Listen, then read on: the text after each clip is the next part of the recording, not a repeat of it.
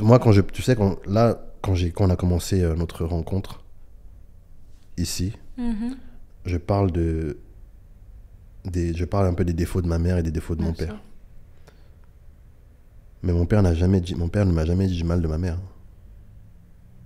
Il m'a dit, Astrid, j'ai même des enregistrements. Il me dit, Astrid, je me garde de dire du mal de ta mère.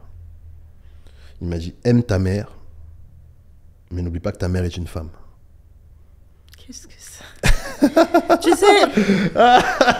Il m'a dit, aime ta mère. Tu sais quoi? Tu es le fils de ta mère, mais n'oublie jamais... Gigi parle pas des parents des gens, donc I'm just gonna zip it. C'est un poète. Ça peut être mal pris, ça peut être mal interprété, c'est très pilule rouge.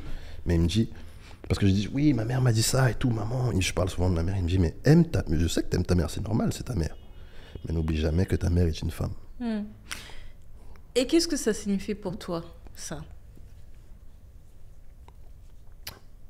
Toi, t'as décidé de me faire choquer les gens, mais je vais pas tomber dans Mais dis, parce que moi, je vais te dire franchement ce que je pense aussi. Est-ce qu'il n'y a pas un dénominateur commun dans le côté... bon, j'ai porté l'enfant pendant 9 mois, donc forcément, quelque part, il y a une idée dans la tête, de façon même inconsciente, c'est le mien. Oui, mais c'est le cas, moi, je te le dis. C'est juste? Non, c'est pas juste, mais c'est le cas. Alors moi, je vais te dire ce que je pense. Je pense qu'aujourd'hui, parce que moi-même, je l'ai vécu à titre personnel, je n'ai pas encore d'enfant, mais les femmes ont une grande tendance à transférer leur mal-être du couple, c'est-à-dire entre elles et leur mari, qui s'avère être nos pères, ok, sur les enfants. Et en fait, c'est dangereux parce qu'à la fin de la journée, tu sais, moi j'ai regardé une interview de pasteur T.D. Jakes avec sa fille Sarah Jakes. Et en fait, c'est là où, à un moment où lorsque j'ai terminé de regarder cette interview, que j'ai pu pardonner à mon père un certain nombre de choses. T.D. Jakes a dit une chose qui est vraie. Je mettrai le lien dans la description pour que les femmes aillent regarder cet épisode-là. Parce que je pense vraiment, mesdames, que ça va vous faire du bien à toute femme et fille. Ça va vous faire un grand bien.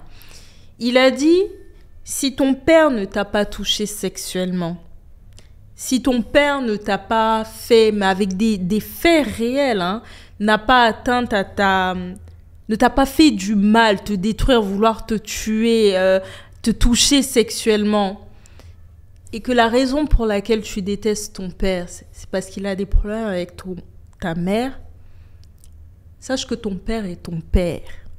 Ton père est ton père. Ton père n'est pas ton mari, en fait. Point. Et ça, c'est la justice. La justice, nous, les humains, on ne l'a pas. C'est Dieu qui donne la justice. Mais la justice, c'est de reconnaître que mon père était certainement un mauvais mari, mais quand je regarde de ma fenêtre, il était un bon père. Et ça s'arrête là, en fait. Donc, pourquoi est-ce que j'utilise cet exemple et pourquoi est-ce que je suis très vulnérable et très vraie avec toi? C'est parce que je pense que ce qu'il dit est vrai. Et je pense même pas qu'en étant une femme, je suis immune à ce genre de comportement. Et c'est ça le pire. Parce que on porte l'enfant. Donc, on estime que c'est notre enfant et donc, on reste humain.